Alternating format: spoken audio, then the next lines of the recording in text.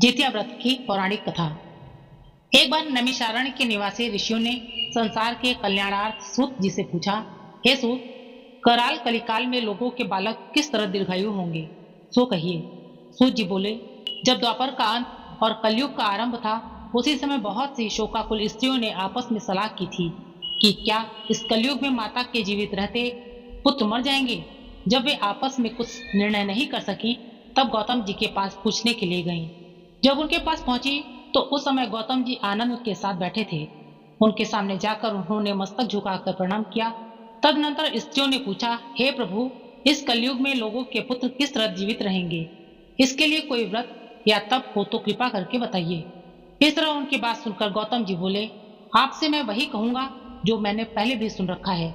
गौतम जी ने कहा, जब महाभारत युद्ध का अंत हो गया और द्रोण पुत्र अश्वत्थामा के द्वारा अपने बेटों को मरा देखकर सब पांडव बड़े दुखी हुए, तो पुत्र शोक से व्याकुल होकर द्रौपदी अपनी सखियों के साथ ब्राह्मण श्रेष्ठ धौम्य के पास गई और उसने धौम्य से कहा, हे विपेंद्र, कौन सा व्रत करने से बच्चे दीर्घायु हो सकते हैं, कृपा करके ठीक ठीक कहिए। धौम्य बोले, सतयुग में सत्य वचन बोलने वाला, सत्याचरण करने वाला समदर्शी जिमुतवाहन नामक एक राजा था।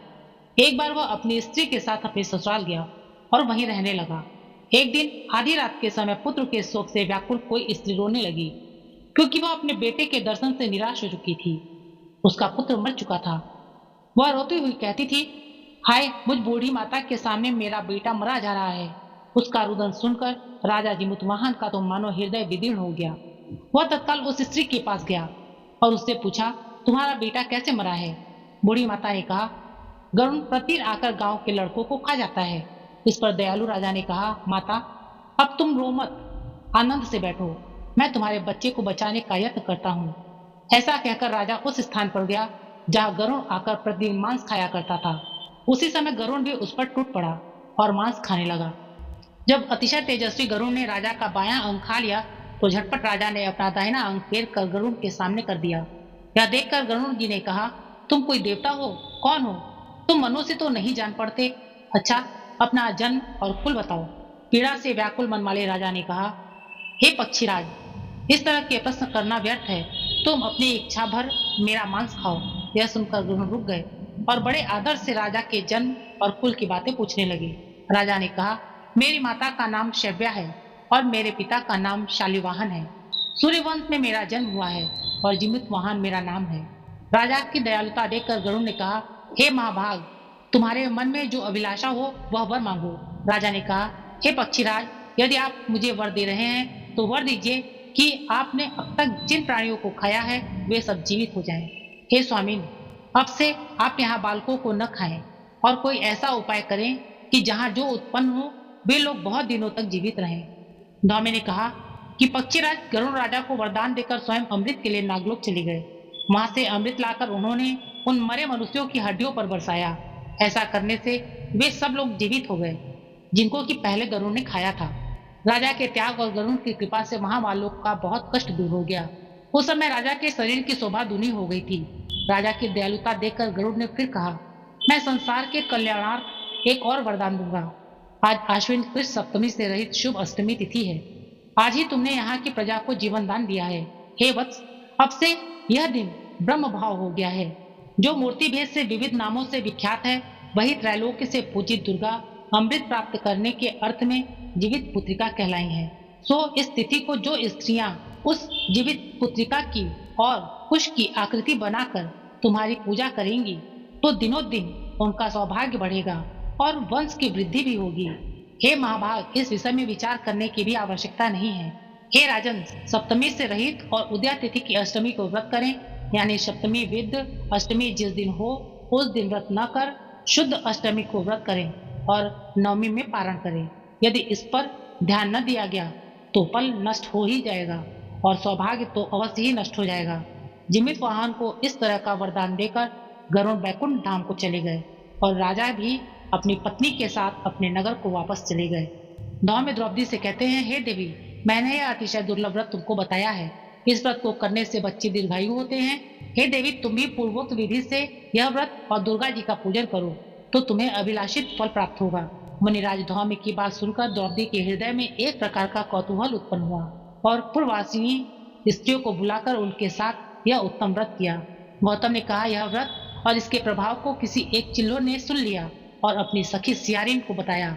इसके बाद पीपल वृक्ष की शाखा पर बैठकर उस चिल्लो ने और उस वृक्ष के खोते में बैठकर सियारिन ने भी व्रत किया। फिर वही चिल्लो किसी उत्तम ब्राह्मणी के मुंह से यह कथा सुनाई और पीपल के खोते में बैठी हुई अपनी सखियों को सुनाया। सियारिन ने आधी कथा सुनी थी कि भूख लग गई और वह उसी समय शव से भरे स्मशान में पहुंची।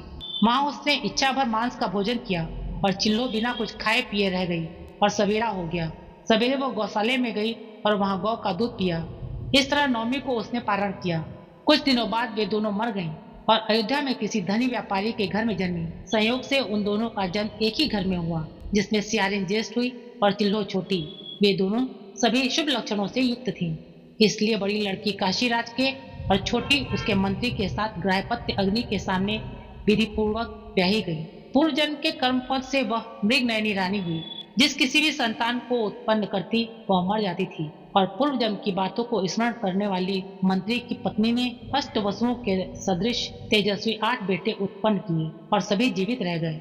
अपनी बहन के पुत्रों को जीवित देखकर ईर्ष्यावश राजपत्नी ने अपने स्वामी से कहा कि यदि तुम मुझे जीवित रखना चाहते हो तो इस मंत्री के भी पुत्रों को उसी जगह भेज दो जहाँ मेरे बेटे गए हैं, अर्थात इन्हें मार डालो।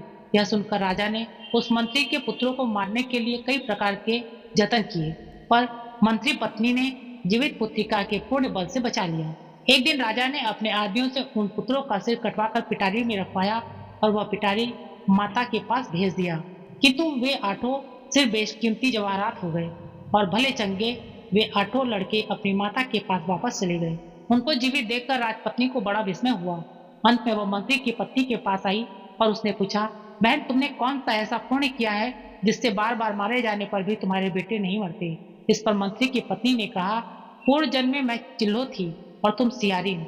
हमने और तुमने साथ साथ जीवित पुत्रिका का व्रत किया था। तुमने व्रत के नियमों का भली भांति पालन नहीं किया था और मैंने किया था। इसी दोष से हे बहन, तुम्हारे बेटे नहीं जीते।